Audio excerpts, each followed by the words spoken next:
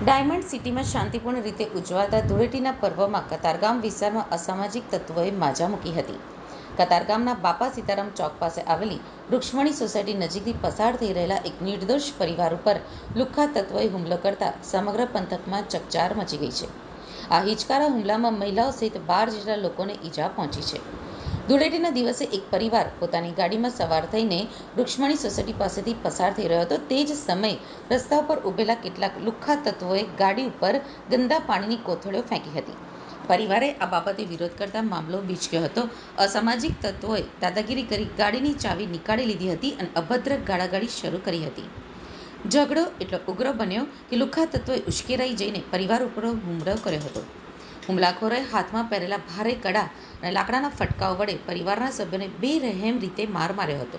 આ દરમિયાન બચાવમાં વચ્ચે પડેલા અન્ય યુવકો અને મહિલાઓને પણ છોડવામાં આવ્યા નહોતા. કુલ 12 જેટલા મહિલા અને પુરુષોને નાની મોટી ઈજાઓ પહોંચી છે. તમામ ઈજાગ્રસ્તોને તાત્કાલિક અસરથી સુરતની સ્મીમેર હોસ્પિટલ ખાતે ખસેડવામાં આવ્યા છે. આ હુમલાની સમગ્ર ઘટના નજીકમાં લાગેલા સીસીટીવી કેમેરામાં કેદ થઈ ગઈ છે. ફૂટેજમાં સ્પષ્ટપણે જોઈ શકાય છે કે કઈ રીતે લુખ્ખા તત્વો રસ્તા ઉપર આતંક મચાવી રહ્યા છે અને નિર્દોષ લોકોને નિશાન બની રહ્યા છે.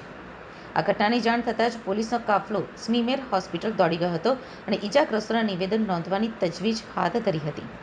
પોલીસે સીસીટીવી ફૂટેજ કબજે કર્યા છે અને તેના આધારે હુમલાખોરોની ઓળખ કરી તેમને ઝડપી પાડવા માટે કાર્યવાહી હાથ ધરી છે.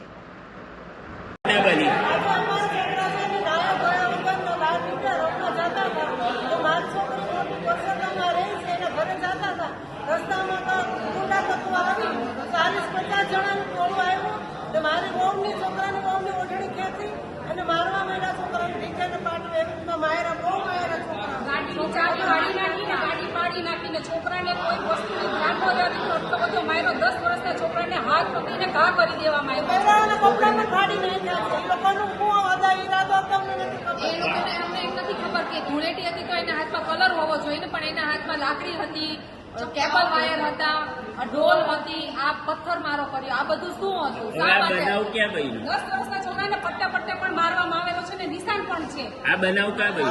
પરસોત્તમનગર બાપા સીતારામ નંદનવનની ખૂણે. સામે કોણ હતા? કોણ સામે ભરવાડ હતા. કોઈના નામ ખબર છે? એમના નામ નથી ખબર, પણ કોને ખબર છે?